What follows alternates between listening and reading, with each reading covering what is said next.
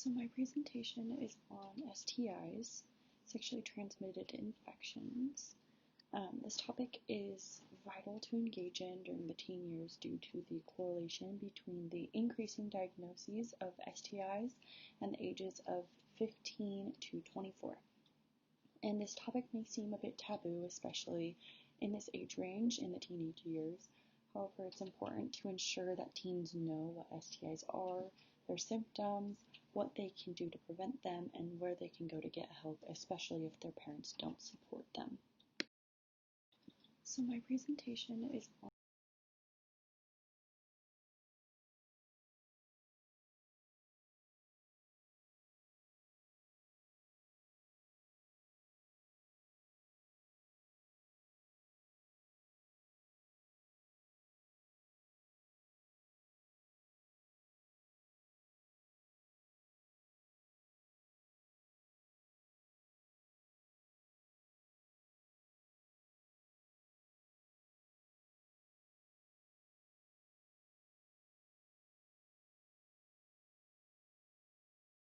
form of sexual contact.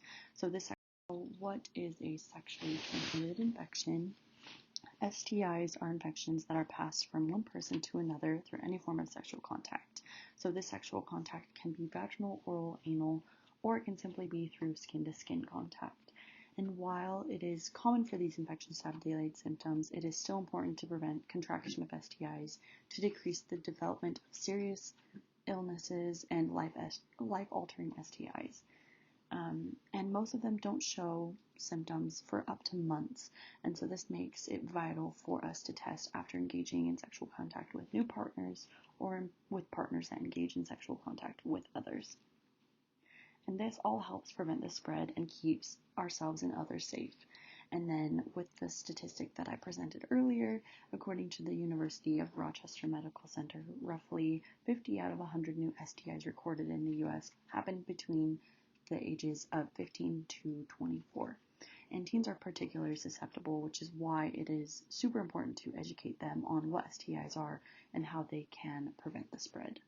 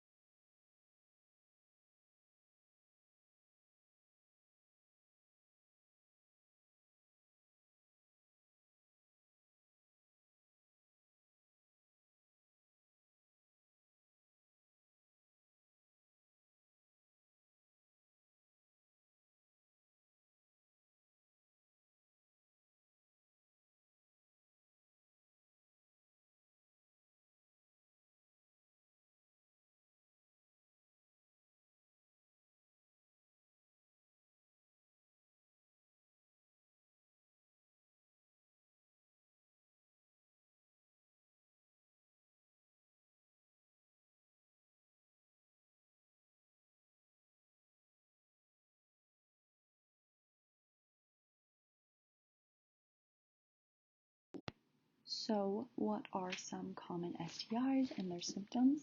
So I have all of these listed. These are all common STIs in the age range from 15 to 24. The most commonly diagnosed STI is chlamydia. The symptomology for this one is going to be abnormal genital discharge, a burning sensation while urinating, and rectal discharge or bleeding if anal sex is involved. HIV is another one. The symptomology for this one is a lower ability to fight infections, and it can cause certain cancers later in life.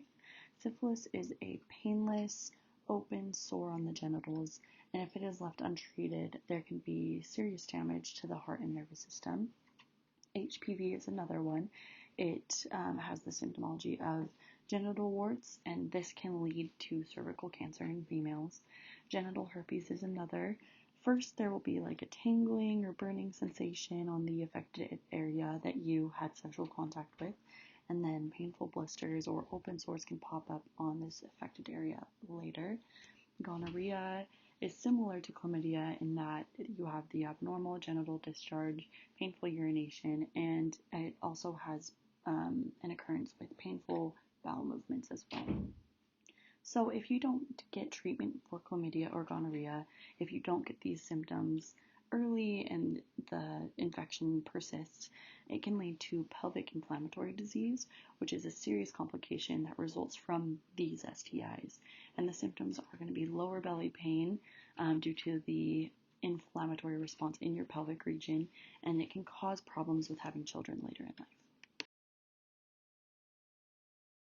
So how can we avoid contracting STIs and transmitting it to other individuals? These are some of the best ways that I found to prevent contracting and transmitting these STIs. The first I found, and the most important, is to have a monogamous relationship with the other individual that you're having sexual contact with, where the two of you are committed to only each other, and you want this other person to be uninfected with any other STIs.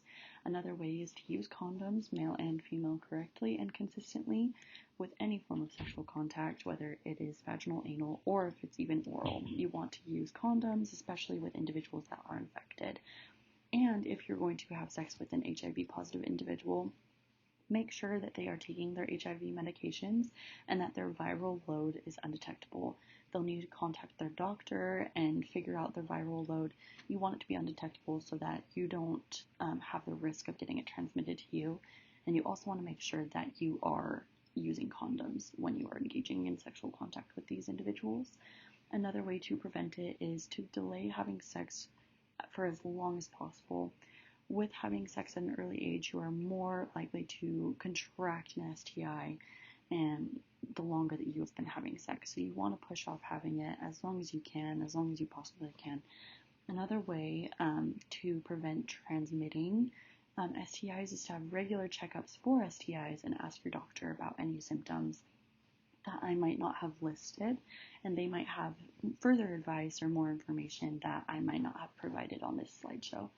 And lastly, to reduce the transmission of STIs to others, get treatment for your STIs ASAP. As soon as you start to feel symptoms, go to your doctor, go to a clinic, and make sure you get treatment for your STIs so you prevent spreading them and you prevent getting adverse effects for untreated STIs. So, which STIs are treatable? All of them are, thank goodness, but notice that I put treatable and not curable due to not all STIs having a cure. This would be something like HPV, HIV, and genital herpes. Chlamydia, gonorrhea, pelvic inflammatory disease, and syphilis are all treated with antibiotics, and if caught early, they are curable. You won't have a reoccurrent episode. However, with HPV, HIV, and genital herpes, they're treated with antiviral, and these STIs genetically modify your DNA, so it will be in your DNA for the rest of your life. Getting these treatments as soon as possible is very important so that you don't have further complications. And taking your medications as prescribed is the most important thing that you can do. If it's the full course of antibiotics, just make sure you're taking those day to day at the correct times and completing your full dose. And if it's antivirals, you want to make sure that you follow up with your physician once your treatment is completed, or if you need refills for your prescriptions, or if you need routine checkups, you want to make sure that you're engaging with your